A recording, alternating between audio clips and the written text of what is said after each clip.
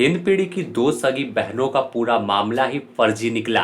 रहनुमा ने अपने प्रेमी के साथ मिलकर स्क्रिप्ट बनाया था और इस पूरे खेल में उसकी छोटी बहन अमरीना का भी बड़ा हाथ था। दोनों ने स्क्रिप्ट तैयार किया और फिर आधार कार्ड बनवाने के बहाने घर से निकल गई। इसके बाद काटा टोली से अपने प्रेमी के साथ एक कार में बैठकर ओरमांझी के रास्ते चितरपुर पहुंची। वहां से कोडरमा होते हुए वाराणसी के लिए निकल गई, जहां से ट्रेन के जरिए कर्नाटक पहुंच गई। इस बीच लड़की ने ओरमांझी से ही पिता को फोन कर खुद के अपहरण की झूठी बात बताई थी।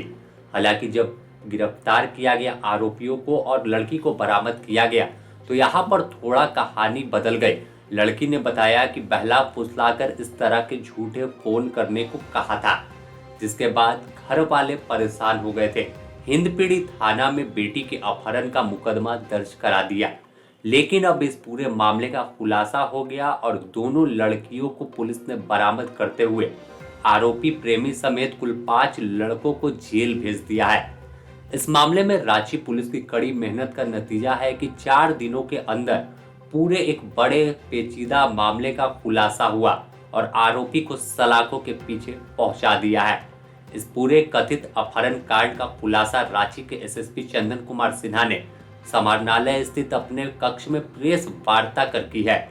पुलिस के मुताबिक इस पूरे प्रकरण का तार प्रेम से जुड़ा हुआ है। बता दें कि शनिवार की दोपहर 1 बजे बच्चियों के लापता होने की सूचना पुलिस को दी गई थी। इसके बाद एक बड़ी टीम पूरे प्रकरण की जांच में लगी थी और विभिन्न पहलुओं पर जांच शुरू की गई। आखिर में कई सुराग मिले, जिसके आधार पर पुलिस लड़कियों तक पहुंचने में कामयाब हो गई। और जब अनुसंधान में बातें परत दर परत खुली तो लगा कि अपहरण की बात सही नहीं है संभवतः। उसके बाद जब हम लोगों ने इन्वेस्टिगेशन किया पता चला कि ये लड़कियां जो है जब घर से निकली हैं तो किसी ऑटो का यूज नहीं किया है।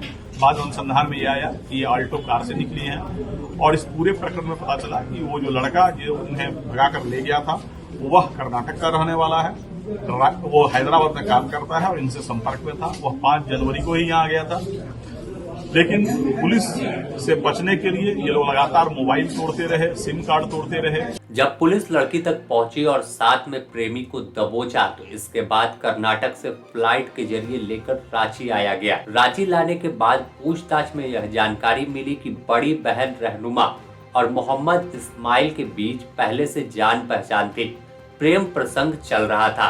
इस्माइल कर्नाटक का ही रहने वाला था। सोशल मीडिया के जरिए दोनों में बात शुरू हुई थी और आखिर एक प्लान के तहत दोस्तों के साथ मिलकर रांची से कर्नाटक निकल गए। पुलिस ने यह भी बताया कि जो इस्माइल है वह 5 जनवरी को ही रांची पहुंच गया था और इस पूरे खेल में उसकी बहन अमरीना का भी बड़ा किरदार है। फुटेज खंगाला गया और एक जबरदस्त मेहनत जो है रांची पुलिस टीम के द्वारा किया गया और अल्टीमेटली कर्नाटक पुलिस के सहयोग से हम लोगों ने इसे कर्नाटक में गंगावती में अभियुक्त को भी पकड़ा और इन लड़कियों को बरामद किया। हम लोग अभी जो है इन लड़कियों से पूछताछ कर रहे हैं कि पूरा प्रकरण कैसे हुआ। इन लड़कियों ने इतने बात स्वीकार किया कि जो ऑडियो उन्होंने बनाया था वो मुख्य अभियुक्त के बहकावे में बनाया था और उसमें उनके साथ ऐसी कोई बात नहीं हुई थी कि उन्हें कोई जबरदस्ती ले जा रहा है। हम लोग पूरे मामले की छानबीन कर रहे हैं और कुल मिलाकर जो 5 अभियुक्त इसमें शामिल थे, जो पूरे प्लानिंग में और पुलिस से बचने में उन्होंने सहयोग किया, उन सबों को गिरफ्तार किया गया है और हम लोग आगे का अनुसंधान। इस पूरे प्रकरण में मोहम्मद इस्माइल के साथ जुनैद आलम, मजहर आलम, इमरान खान, कासिद की गिरफ्तारी हुई है। जब रांची से इस्माइल निकला तो अपना फोन और सिम तोड़कर फेंक दिया था, जिससे पुलिस उसे ट्रेस न कर सके। इसके बाद भी रास्ते में कई फोन और सिम कार्ड को तोड़ा गया है।